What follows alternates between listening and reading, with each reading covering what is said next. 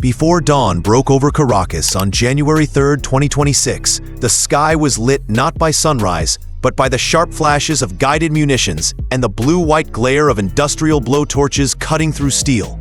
Operation Absolute Resolve, involving more than 150 aircraft and elite United States Special Operations units, marked the most direct military seizure of Venezuelan territory and resources in the nation's history. Yet this moment did not emerge suddenly from modern geopolitics. It represented the endpoint of a struggle that had been unfolding for more than a century. A long contest over the largest proven oil reserves on Earth, from the earliest asphalt concessions of the 1880s to the declaration of the so-called Donroe Doctrine in 2026.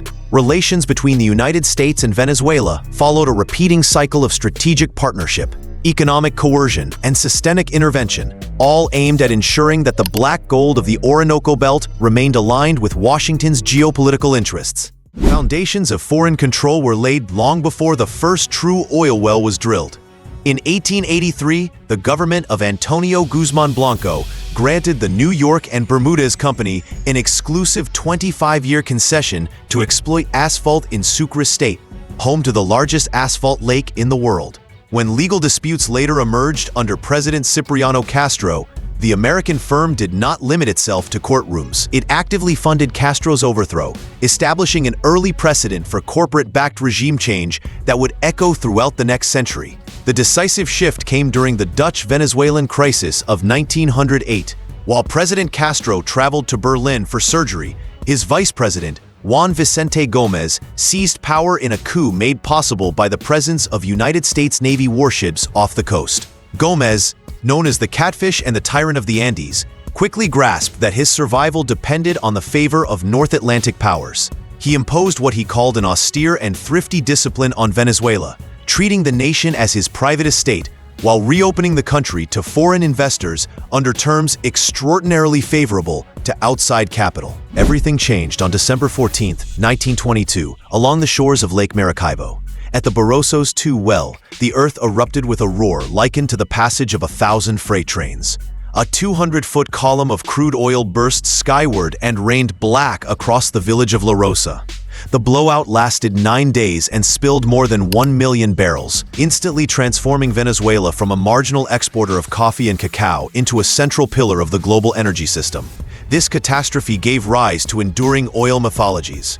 Engineers described the event as a simple cave-in, but local residents perceived a miracle. Devout villagers carried the image of San Benito, a black saint whose color mirrored the oil itself, in procession to the well, praying for control of the falling black gold. Over time, this belief that oil was a divine birthright allowed generations of Venezuelans to interpret mismanagement not as policy failure, but as betrayal of a sacred national inheritance. Under Gómez, United States oil giants such as Standard Oil and Gulf Oil steadily eclipsed the early dominance of Royal Dutch Shell. By 1928, American investment had soared to $162 million, up from just $3 million in 1912. Gómez leveraged this boom to eliminate all foreign and domestic debt, earning the title El Benemerito from a compliant Congress.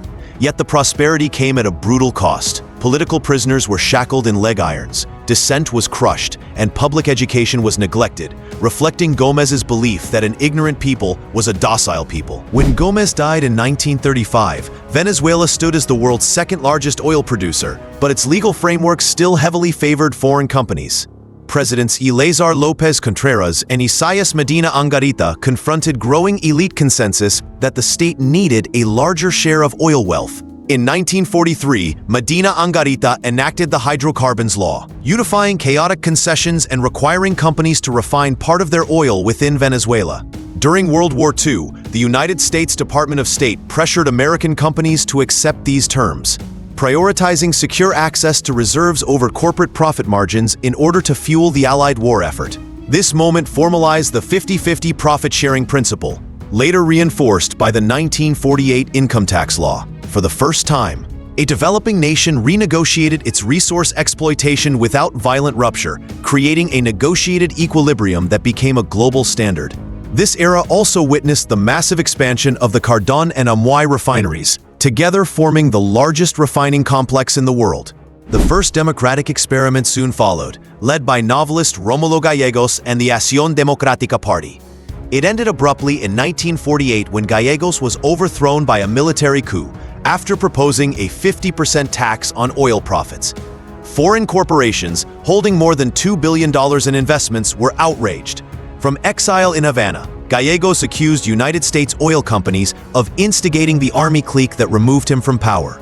The dictatorship of Marcos Pérez Jiménez that followed became a golden age for United States commercial interests. His Directorate of National Security ruled through torture and concentration camps, crushing labor movements that threatened oil production. In exchange, Washington provided diplomatic cover and economic aid. Then in 1954, President Eisenhower awarded Pérez Jiménez the Legion of Merit. During the 1950s, oil companies constructed senior staff camps that embodied colonial segregation. These gated enclaves featured wooden chalets, manicured lawns, golf courses, and swimming pools.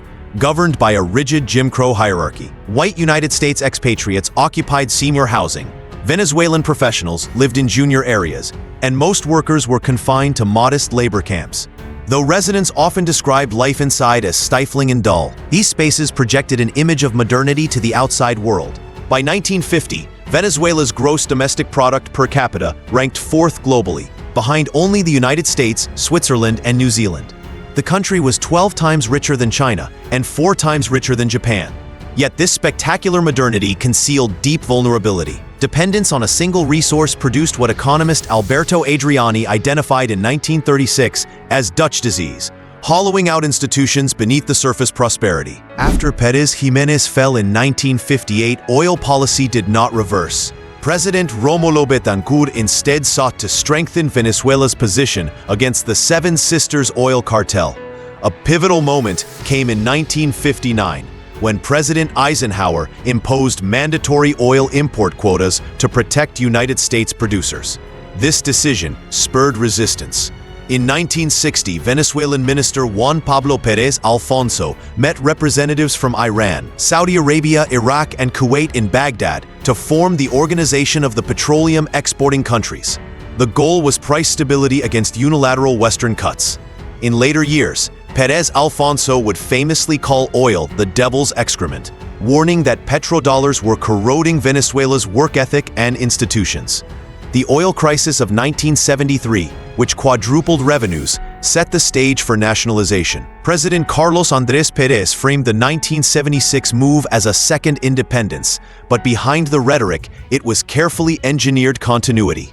Through the Agrupación de Orientación Petrolera, managers from Shell and Exxon designed Petróleos de Venezuela, Sociedad Anónima, to preserve corporate culture and technical standards. Multinationals received more than $1 billion in compensation and remained through Article 5 contracts for technology and marketing, allowing United States companies to continue profiting, while PDVSA became a respected state oil firm.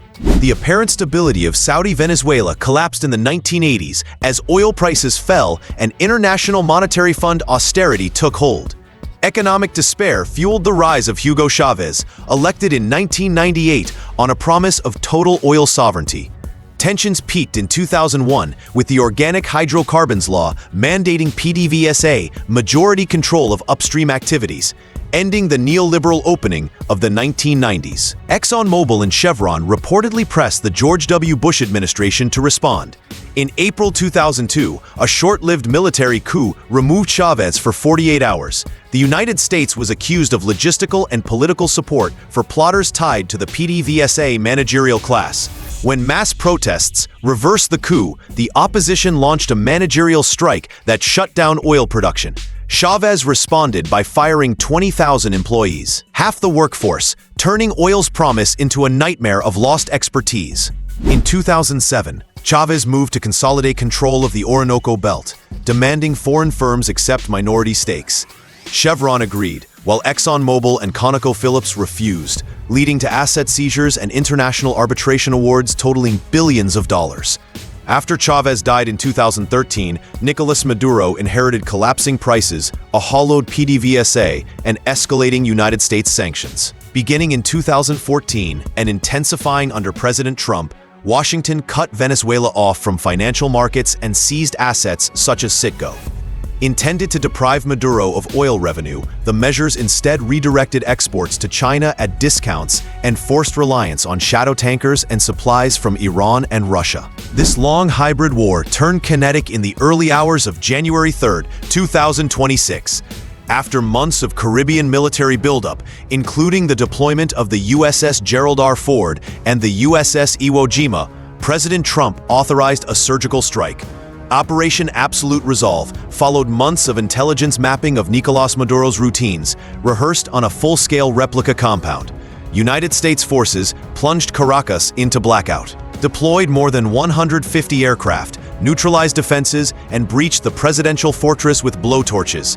Within 30 minutes, Maduro and his wife Celia Flores were captured and flown to a United States warship, then to New York to face narco-terrorism charges. The administration framed the raid as law enforcement, citing a $50 million bounty and 2020 indictments, labeling Maduro a cartel kingpin. Secretary of State Marco Rubio defended the lack of congressional notification as necessary to prevent leaks. While Venezuelan exiles celebrated, Russia and China condemned the raid as barbaric aggression, and much of the global South saw a return to colonial pillaging. In the aftermath, President Trump announced that the United States would run Venezuela until a proper transition occurred. He rebranded the Donroe Doctrine as the Donroe Doctrine, asserting absolute hemispheric supremacy and excluding Russia, China, and Iran from strategic assets. Trump stated that major United States oil companies would return to rebuild infrastructure and reimburse the costs of intervention. By January 5, 2026, uncertainty reigned. The Supreme Tribunal ordered Vice President Delcy Rodriguez to assume interim leadership. Though she condemned Maduro's capture, she reportedly signaled willingness to cooperate under threat of further strikes. Trump sidelined opposition figures Maria Corina Machado and Edmundo Gonzalez, while 15,000 United States troops enforced an oil quarantine from the Caribbean. Analysts estimate more than $100 billion and a decade are required to restore production to 3.5 million barrels per day. Infrastructure is rusted, broken, and rotted. While global supply surpluses limit short-term price impacts, control of Venezuela represents a seismic shift, granting the United States leverage to absorb Middle East disruptions and shape oil flows. The story of United States control over Venezuelan oil is ultimately a century-long struggle between sovereignty and imperial energy security. From the 1908 naval-backed coup to the 2026 Delta Force capture, the methods evolved, but the objective remained unchanged. As the United States runs Venezuela under the Donroe Doctrine, the final measure of Operation Absolute Resolve will not be the fall of a dictator, but whether $100 billion in oil wealth can finally build a nation rather than sustain a wealthy enclave floating on a sea of oil. If this history made you think, share your thoughts in the comments and let your voice be part of the conversation. Like, subscribe, and thank you for watching, because there is much more to uncover.